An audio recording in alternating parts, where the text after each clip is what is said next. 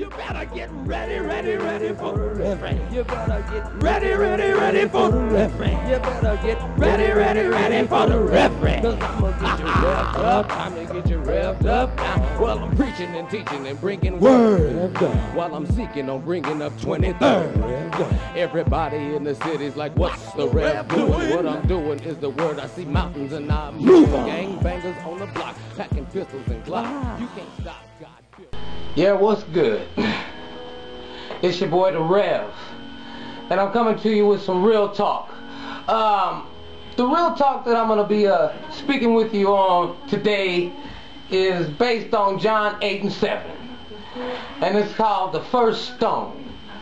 He who has not sinned, let him cast the first stone at her.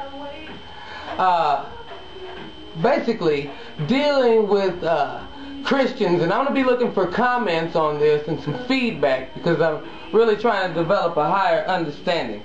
Because when you look at that community that's in that text right there, and then you see the average local church, you see that community once again. It is extremely difficult for someone to feel God's love, which is unconditional, when there are so many Christians who place so many conditions on their love towards you. This is why a lot of Christians have worldly friends and associations, because they want to have somebody that they can really be honest with and don't feel like they have to put on a facade. People get tired of fronting and stuff at church. But when it comes to your occupations or your gifts or what you do like for a living outside of the church, now, should you only be able to work on Christian projects? Like if you're a lawyer, should you only represent Christian clients? If you're a contractor, should you only work on Christian people's buildings and property? If you're an accountant, should you only do Christian accounting? And the list goes on. If you do music, should you only do Christian music? I believe there are a lot of people that are out there that feel this, that are musicians, and you know, not saying, you know, that doing music that's really risque is okay. But just doing music from the heart, doing good music, whether it be hip-hop or country or rock or jazz. Just because you're a Christian, do you have to only do gospel? Is what I'm asking. Give me some feedback. Give me some comments. I need some comments back on this. Because there are a lot of, I mean, when you point the finger at someone, you're three pointing back at yourself. I mean, there are a lot of different areas that people, you know, are human. There are a lot of areas in every one of our lives where we are indeed human. And God knew that. That's why He wanted us to pick up each other's slack. I'm just really passionate about the things that I do. I feel that I'm good at what I do. God has given me more than my share of gifts and talents, and has provided me opportunity after opportunity to gather wisdom and knowledge in many areas. And being that Renaissance man, I realize that I can be very complex, which is good.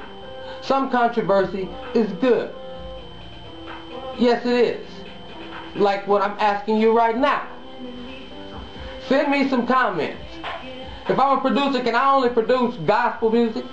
If I'm a writer, can I only write for gospel people?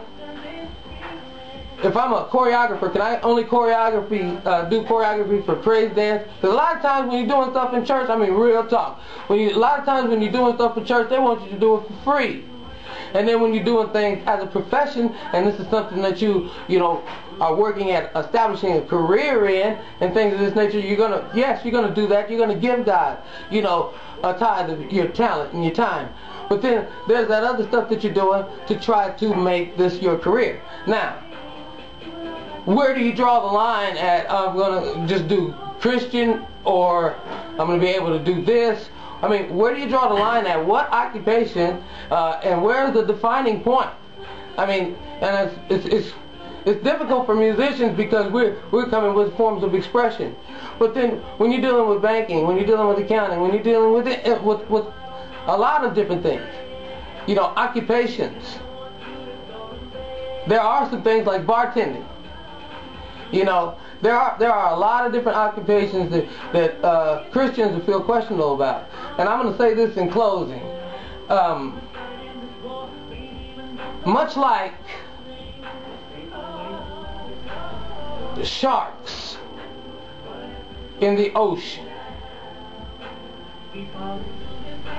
will attack someone when they are wounded. And how can an army exist and go forward attacking its own wounded soldiers?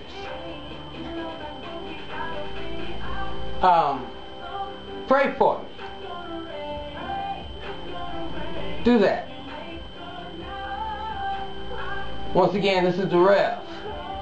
I just wanted to put a little bug in your ear. That's Real Talk Church. Real Talk by the Rev is brought to you by Rev'd Up Production. Complete audio, video, and visual production. Real Talk by the Rev does not reflect the views of any organization but the Rev. And coming soon from G-Hive Records, we present to you the Rev, aka his alter ego, the Black Hornet. Check.